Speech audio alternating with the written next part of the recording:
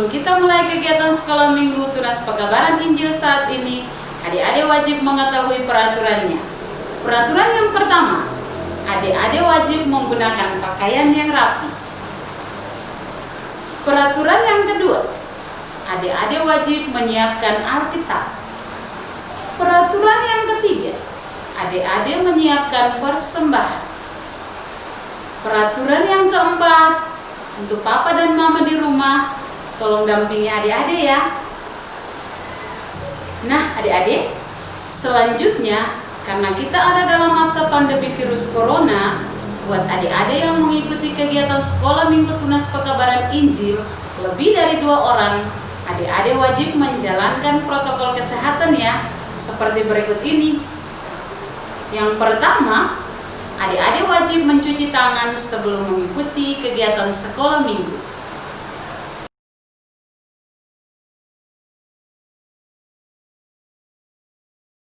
Yang kedua, adik-adik wajib menggunakan masker atau face shield seperti punya kakak.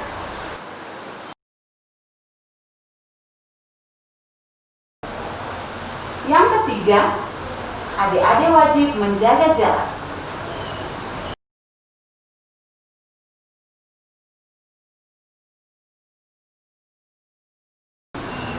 Oke adik-adik, Kakak Boni kasih waktu untuk adik-adik sekarang ya. 1, 2, 3. Halo adik-adik di rumah, Shalom, selamat hari Minggu. Kakak Tim senang sekali ketemu jumpa lagi dalam kegiatan sekolah minggu Tunas Pekabaran Injil Jemaat GPM Sinar Kasih Dobo.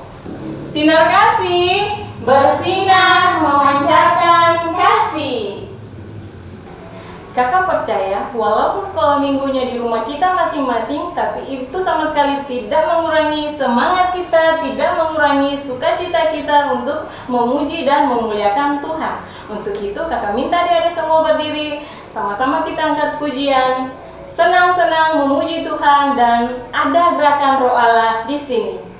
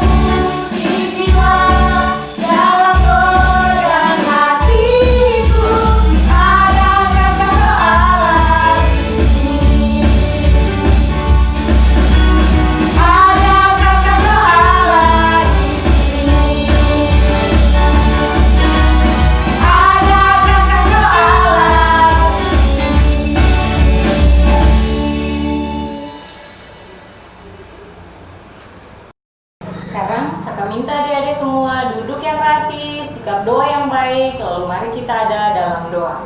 Mari kita berdoa. Terima kasih Tuhan Yesus atas berkat dan penyertaan Tuhan. Kami boleh ada lagi saat ini dengan segala baik. Dan saat ini Tuhan, kami akan belajar firman Tuhan. Kami minta Tuhan memberkati kami. Dalam nama Tuhan Yesus kami berdoa. Amin. Adik-adik, untuk jenjang anak tanggung 3, sama-sama dengan kakak tim ketong akan belajar firman Tuhan tentang ibadah yang sejati. Dalam bacaan Kitab Roma 12 ayat 1 sampai 8. Kakak ulangi sekali lagi. Kitab Roma 12 ayat 1 sampai ayatnya yang 28. Kita baca secara bersama-sama. Persembahan yang benar. Karena itu saudara-saudara, demi kemurahan Allah aku menasihatkan kamu supaya kamu mempersembahkan tubuhmu sebagai persembahan yang hidup, yang kudus dan yang berkenan kepada Allah. Itulah ibadahmu yang sejati. Janganlah kamu menjadi serupa dengan dunia ini, tetapi berubahlah oleh pembaruan budimu, sehingga kamu dapat membedakan manakah kehendak Allah, apa yang baik, yang berkenan kepada Allah, dan yang sempurna. Berdasarkan kasih karunia yang dianugerahkan kepadaku, aku berkata kepada setiap orang di antara kamu, janganlah kamu memikirkan hal-hal yang lebih tinggi daripada yang kamu patut pikirkan. Tetapi hendaklah kamu berpikir begitu rupa, sehingga kamu menguasai diri menurut ukuran iman yang dikaruniakan Allah kepada kamu masing-masing. Sebab sama seperti pada satu tubuh kita mempunyai banyak anggota, tetapi tidak semua anggota itu mempunyai tugas yang sama. Demikian juga, kita walaupun banyak adalah satu tubuh di dalam Kristus, tetapi kita masing-masing adalah anggota yang seorang terhadap yang lain. Demikianlah kita mempunyai karunia yang berlain-lainan menurut kasih karunia yang dianugerahkan kepada kita. Jika karunia itu adalah untuk bernubuat, baiklah kita melakukannya sesuai dengan iman kita. Jika karunia untuk melayani, baiklah kita melayani. Jika karunia untuk mengajar, baiklah kita mengajar. Jika karunia untuk menasihati, baiklah kita menasihati. Siapa yang membagi-bagikan sesuatu, hendaklah ia melakukan dengan hati yang ikhlas. Siapa yang memberi pimpinan, hendaklah ia melakukannya dengan rajin. Siapa yang menunjukkan kemurahan, hendaklah ia melakukannya dengan sukacita. Demikian firman Tuhan. Nah adik-adik, sebelum Kakak Tin menjelaskan lebih lanjut tentang apa arti ibadah yang sejati, Kakak Tin akan memperkenalkan seorang teman. Adik-adik pasti penasaran, kira-kira siapa ya? Mari sama-sama kita lihat. Halo teman-teman, perkenalkan nama saya Yesus. Yesus kepanjangan dari Jemaat Sinar Kasih. Ya, teman-teman, apa kabarnya? Yesus akan menemani teman-teman selama sekolah minggu di rumah ini berlangsung. Jadi, tetap bersama Yesus ya. Kalau berbicara tentang ibadah, kakak yakin adik-adik semua pasti sering hadir dalam ibadah. Namun sebenarnya apa itu ibadah? Kata ibadah artinya perbuatan untuk menyatakan kebaktian kepada Allah yang didasari ketaatan untuk melakukan perintah Tuhan. Kakak ulangi, kata ibadah artinya perbuatan untuk menyatakan kebaktian kepada Allah yang didasari ketaatan untuk melakukan perintah Tuhan. Contoh-contoh ibadah seperti ibadah minggu, ibadah unit, ibadah apa lagi adik-adik? Ya benar, ibadah sekolah minggu, ibadah keluarga, dan ibadah-ibadah lainnya. Kalau dalam perjanjian lama, ada 3 istilah ibadah dalam bahasa Yunani. Nah, kita simak lebih lanjut video di bawah ini tentang istilah ibadah dalam bahasa Yunani. Iya teman-teman, seperti yang disampaikan Kakak Titin tadi, bahwa dalam perjanjian baru ada 3 istilah ibadah dalam bahasa Yunani, yaitu yang pertama, Liturgia. Sekali lagi, liturgia. Kita ucapkan secara bersama-sama. Liturgia artinya beribadah kepada Allah. Yang kedua, latreia. Sekali lagi teman-teman, latreia. Kita ucapkan secara bersama-sama. Latreia artinya mempersembahkan seluruh tubuh atau hidup kepada Allah. Yang ketiga, tereskeia. Sekali lagi, tereskeia. Kita ucapkan secara bersama-sama.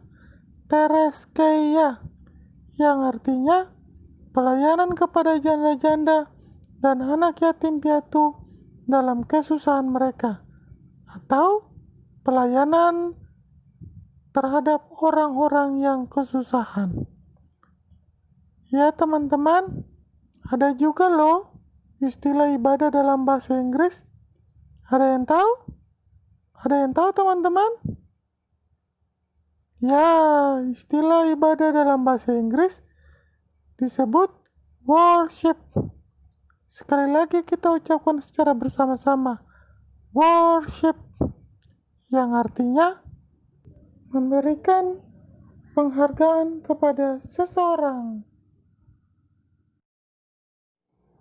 Ya teman-teman, kita sudah mengetahui istilah-istilah ibadah dalam bahasa Yunani maupun bahasa Inggris.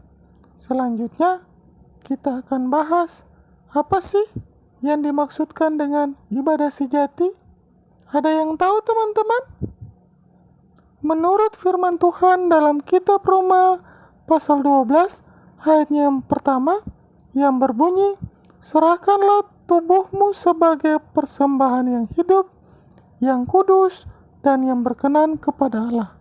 Itulah ibadahmu yang sejati. Artinya di sini teman-teman, ibadah sejati adalah hidup yang dipersembahkan kepada Allah. Timbul pertanyaan, hidup yang seperti apa yang dipersembahkan kepada Allah? Apakah kita harus memberikan diri kita untuk dijadikan persembahan, dibakar di atas altar?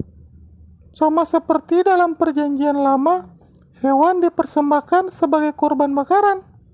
Wah, kalau kejadiannya seperti itu, ngeri juga ya. Oh, ternyata bukan seperti itu teman-teman. Yang dimaksudkan ibadah sejati adalah menyerahkan hati, pikiran, dan perbuatan kita kepada Allah. Pikiran kita untuk memikirkan hal-hal yang baik dan benar, bukan memikirkan hal-hal yang jahat. Mulut kita gunakan untuk memuji Tuhan, mengatakan hal-hal yang benar, bukan digunakan untuk menyakiti atau membuli teman. Tangan kita gunakan untuk berdoa, membantu orang tua, bukan digunakan untuk memukul teman, mencuri, dan lain-lain. Jadi, intinya hidup kita harus sesuai dengan firman Tuhan. Nah, teman-teman, mari kita praktekkan ibadah sejati dalam kehidupan kita sehari-hari. Seperti yang sudah kita simak sama-sama, yang dijelaskan oleh teman kita Jesse, bahwa ibadah sejati dalam bacaan firman Tuhan kita tadi dalam kitab Roma 12 ayat 1, serahkanlah tubuhmu sebagai persembahan yang hidup, yang kudus, yang berkenan kepada Allah. Itulah ibadahmu sejati. Serahkanlah tubuhmu sebagai persembahan yang hidup di sini bukan berarti bahwa kita memberikan tubuh atau diri kita untuk dijadikan persembahan secara fisik di altar atau di meja persembahan, atau memberi diri kita untuk kurban bakaran sama seperti yang dilakukan pada zaman perjanjian lama dengan mempersembahkan hewan kurban sebagai kurban bakaran. Bukan seperti itu adik-adik, tapi yang dimaksud dengan serahkanlah tubuhmu di sini adalah pikiran kita, mulut kita, dan tangan kita. Jadi tubuh secara keseluruhan. Nah, pikiran kita untuk merancang hal-hal yang baik dan benar. Mulut kita untuk mengatakan kebenaran dan memuji teman, bukan untuk menyakiti atau membuli teman. Tangan kita gunakan untuk membantu teman yang kesusahan, bukan untuk memukul teman atau saudara ketika marah. Dan perbuatan-perbuatan kita lainnya sebagai persembahan yang hidup, yang kudus, dan berkenan kepada Allah. Jadi, ibadah sejati adalah pelayanan yang kita lakukan baik dalam gereja maupun pelayanan yang kita pakai untuk melayani Tuhan dan sesama dalam kehidupan kita sehari-hari. Maksudnya begini adik-adik, ketika adik-adik bermain dan ada teman yang terjatuh, adik-adik harus mengulurkan tangan untuk membantu teman yang terjatuh tadi untuk berdiri, bukan malah menertawakan. Atau ketika adik-adik hadir dalam ibadah, dengar firman Tuhan, dan ketika pulang, adik-adik harus melakukan firman itu dalam kehidupan sehari-hari. Kakak kasih contoh. Misalnya, adik-adik hadir dalam ibadah sekolah minggu. Dan ketika dalam ibadah sekolah minggu, adik-adik diajarkan untuk menghormati orang tua. Berarti ketika pulang ibadah sekolah minggu, adik-adik harus melakukan hal itu, yaitu menghormati orang tua. Bukan ketika hadir dalam ibadah sekolah minggu, adik-adik mendengarkan firman Tuhan tentang menghormati orang tua, tapi ketika sampai di rumah, ketika adik-adik dipanggil oleh papa atau mama untuk membantu atau untuk melakukan suatu pekerjaan, tapi adik-adik tidak menghiraukan atau tidak mempedulikan panggilan papa dan mama karena adik-adik sedang sibuk dengan gadget. Karena ibadah sejati bukan hanya tentang hadir atau datang dalam setiap ibadah atau duduk yang rapi, sikap doa yang baik, tetapi ibadah sejati lebih kepada sikap dan perbuatan kita saat kita keluar dari tempat ibadah. Tapi bukan berarti ketika kakak Tin katakan demikian, lalu adik-adik berpikir, kalau begitu, katong perlu untuk ke gereja atau ke sekolah minggu. Yang penting katong berbuat baik, karena itu ibadah sejati yang mengutamakan perbuatan. Tidak demikian adik-adik. Kita harus tetap ibadah minggu, kita harus tetap pergi ke ibadah sekolah minggu dan ibadah lainnya sebagai ungkapan syukur kita atas segala berkat kasih karunia, pemeliharaan, penebusan yang kita miliki dan terima dari Tuhan Sang Pemberi hidup. Oleh karena itu, adik-adik jangan anggap ibadah sebagai kebiasaan atau rutinitas saja. Jadi hanya sekedar datang atau duduk, dengar, dan pulang. Sehingga setelah adik-adik kembali lagi ke sikap yang semula. Tidak melakukan sesuai yang diajarkan tadi. Tidak demikian, dan itu tidak boleh adik-adik. Tapi sebagai anak sekolah minggu Tunas Pekabaran Injil dan sebagai anak-anak Tuhan, adik-adik harus hidup untuk melayani Tuhan dan sesama dalam kehidupan sehari-hari. Karena ibadah sejati adalah manusia itu sendiri atau pribadi kita masing-masing dalam menjawab dan menyatakan tindakan penyelamatan dan kemurahan serta kasih setia Tuhan dalam kehidupan kita. Untuk itu, kita harus berguna dan bermanfaat bagi orang di sekitar kita dan mendatangkan berkat bagi orang lain dan sesama.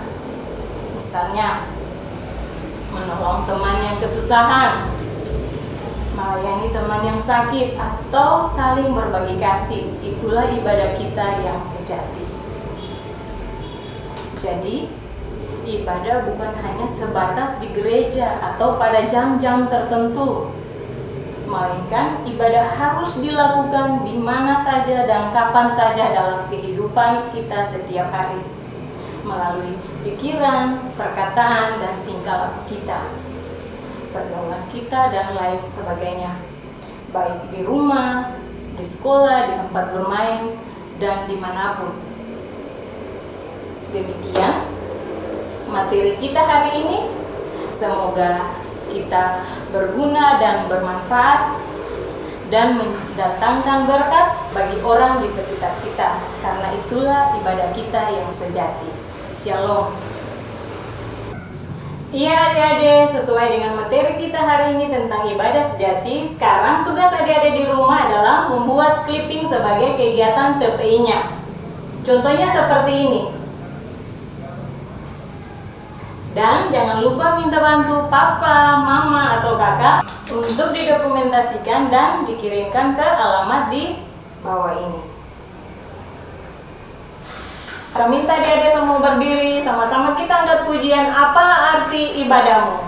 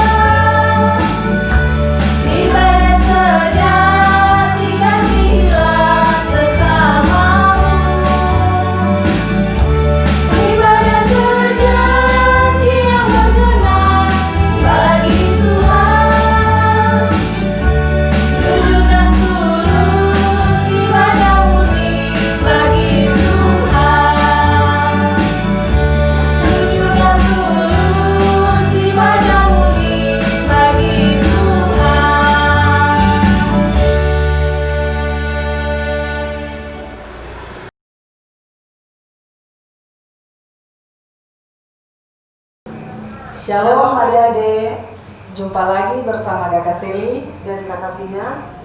Ya, Kakak Seli yakin adik-adik di rumah dalam keadaan yang luar biasa baik. Amin. Nah adik-adik, sekarang kita akan membaca Alkitab yang terdapat dalam Perjanjian Baru, yaitu Kisah Para Rasul 1 ayatnya yang ke-8. Adik-adik dan Kakak Seli dan Kakak Pina akan membacakannya secara bersama-sama. Tetapi kamu akan menerima kuasa kalau Roh Kudus turun ke atas kamu, dan kamu akan menjadi saksiku di Yerusalem dan di seluruh Yudea dan Samaria dan sampai ke ujung bumi. Demikianlah pembacaan kita di saat ini. Iya, adik-adik di rumah pasti tahu ini apa. Kakak Vina, ini apa? Itu senter Kakak Seli. Benar sekali Kakak Vina. Adik-adik masih punya senter ini, Kakak Vina masih punya? Punya Kakak, di rumah ada. Kakak Seli yakin adik-adik di rumah juga sebagian memiliki senter ini dan sebagiannya tidak memiliki senter ini. Sebab sekarang orang lebih banyak memakai senter HP. Tapi adik-adik di rumah Kakak Seli punya pengalaman loh dengan senter ini, Kakak Vina. Pengalaman. Mungkin Kakak Seli bisa berbagi kepada adik-adik yang di rumah tentang pengalaman Kakak Seli. Bisa Kakak Vina.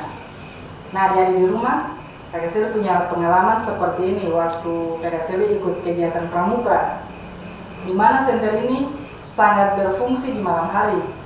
Fungsinya sebagai alat penerang. Dan yang kedua, senter ini berfungsi sebagai MOS. Bagi adik-adik remaja yang terlibat dalam anggota pramuka pasti tahu istilah MOS itu apa. MOS adalah pembawa pesan kepada teman. Kalau Kakak Vina bagaimana? Punya pengalaman tidak dengan senter ini? Punya Kakak. Nah adik yang di rumah, kebetulan Kak Vina punya suami itu Kak Seli hobi sekali pergi papancing. Nah kalau untuk orang Maluku ataupun di Dobo ini sering dibilang itu balobe. Iya, jadi bawa senternya seperti ini Kakak Seli. Oh iya, begitu ya. Nih, Kakak Vina, kenapa senter ini sering menyala? Coba Kakak Seli.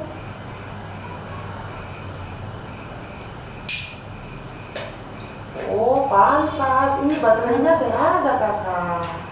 Iya, lupa. Baterainya masih dilepas tadi ada di lepas. Coba Kakak. Nah, itu sudah menyala, Kakak Seli. Oh iya. Benar sekali Kak Vina. Ternyata baterai ini sumber energi untuk senter ini. Nah adik-adik, sebenarnya kita sama dengan senter ini. Dan Roh Kudus adalah baterainya. Seperti itu ya, Kak Seli. Iya Kak Vina.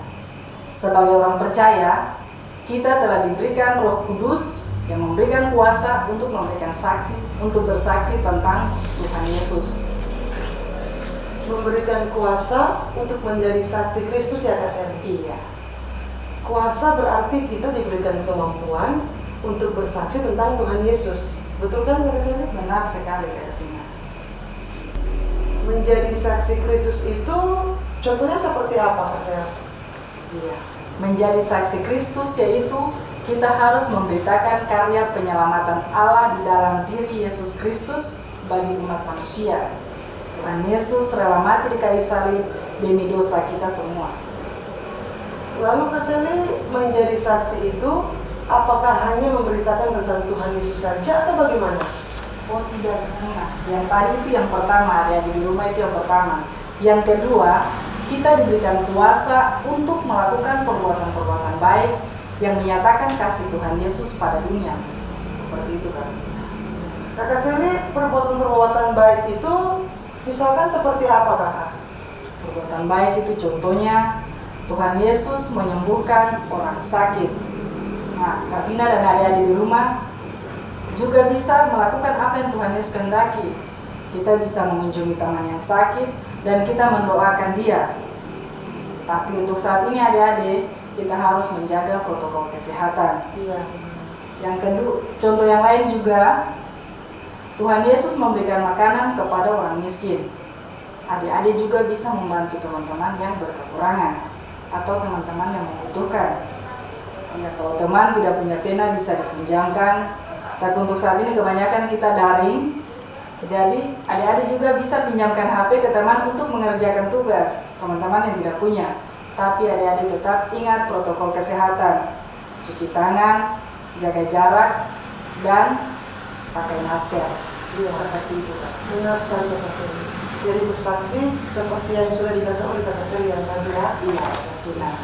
Nah, adik-adik yang di rumah, Roh Kudus memberikan kuasa kepada Kakak Seli, Kakak Vina, bahkan kepada adik-adik dan semua orang untuk bersaksi tentang Tuhan Yesus. Bersaksi bukan dengan kata-kata saja, tapi bersaksi harus disertai dengan tindakan dan perbuatan kita yang nyata. Nah, adik-adik semua, demikianlah kegiatan kita di saat ini. Kiranya Tuhan Yesus menolong kita semua untuk menjadi saksinya. Amin. Ya, Kak Vina dan adik-adik di rumah, Ya. untuk mengakhiri kegiatan kita di hari ini, kita akan menyanyi sebuah lagu yang berjudul Yesus yang termanis buat jiwa.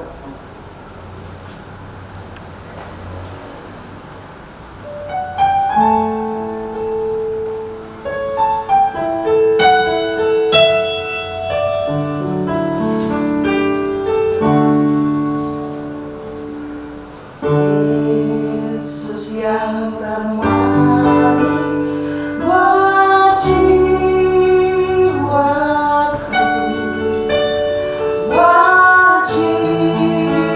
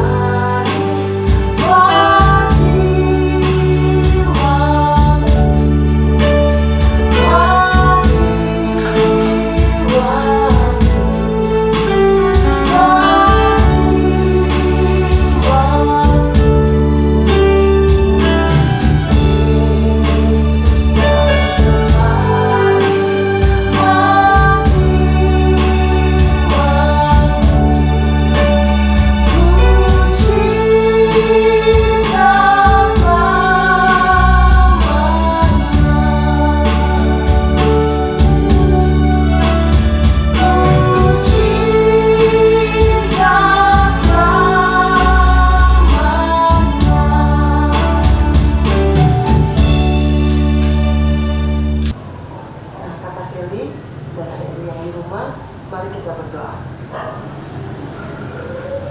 Tuhan Yesus, sobat kami anak-anak, terima kasih Tuhan atas penyertaan-Mu dalam seluruh kegiatan kami di siang hari ini.